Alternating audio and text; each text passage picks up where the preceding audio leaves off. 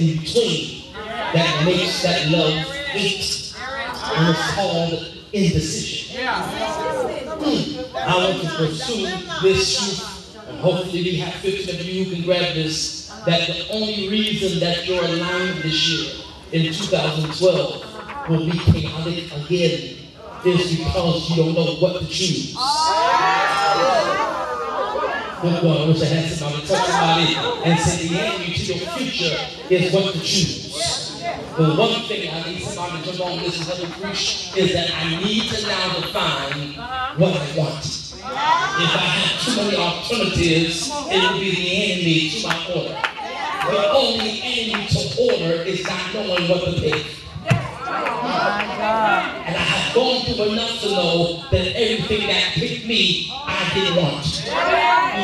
Pass mine around, you say orders coming to your house. 12 is the number of order. It's not a solid order. It's arrangement of finality. It means the ambiguity of God's original plan for your life is about to come to surface in this next year.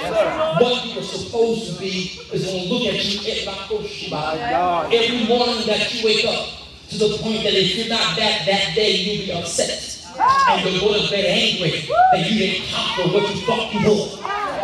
It's going to be the day that when I wake up and I'm not living where I'm supposed to live, I'm going to be partly upset. I'm still living in an apartment, but God said I should be by now in a bedroom or 3 or 4 bedroom house. And I'm driving on public transportation. I'm going to be frustrated when I come into my house and say, by now God has favored me to have enough audacity to go to the car dealership with what I don't have and say, this belongs to me. I feel strong, but y'all give me hateration. Tell somebody it's a year that I'm going to be calmly upset. That if things don't line up with what God told me, I'm not going to just accept it. It's going to be the year that every person that's interpersonally connected to you, if they don't reciprocate the God kind of love that you do, it's going to make you upset. Every day that does not end in victory, it's going to make you godly upset. I want to have somebody talk about your neighbor every day that you live next year. When you don't see what God said in your life, that means it has not come into proper alignment. Prophetic alignment means my life is what God said.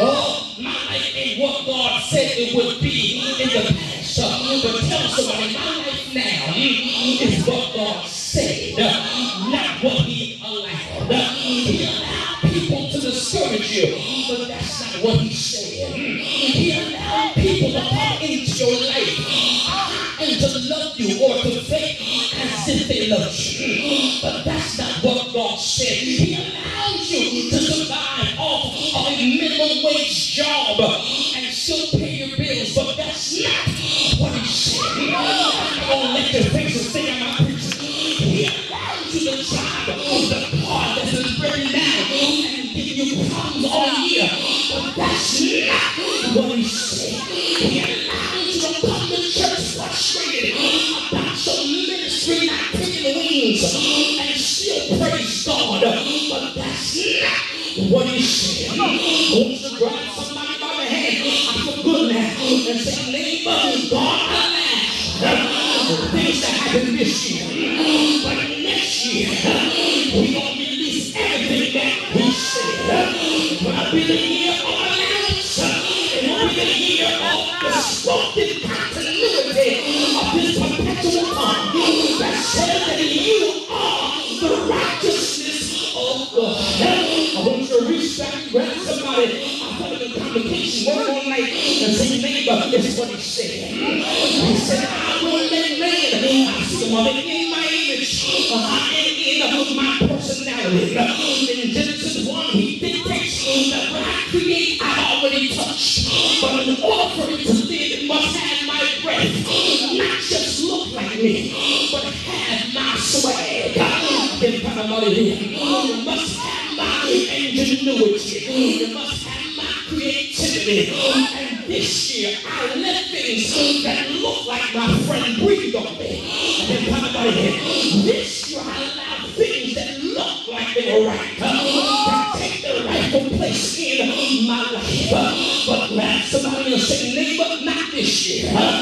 This year, God told me He's going to give you X-ray vision to see past people's lying tongue, to see past their promises that they will never be able to keep, to see past every time they tell you, I'll be here forever. But if forever is really until, please grab somebody, please ma'am, please sir, boy and girl, and say, neighbor, God is going to allow you to see on a different level. This year, you let people in because of your emotions.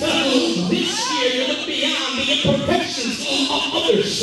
But when you fail, they always brought you down what they knew about you. You covered them in prayer, but they uncovered you by your vulnerability. But high five this one person, make community and say, neighbor, but 2012, I'm going to see what He said. If it's not what He said, I'm going to deny its existence. But everything that God planned for me has a voice. If you don't know this, I didn't preach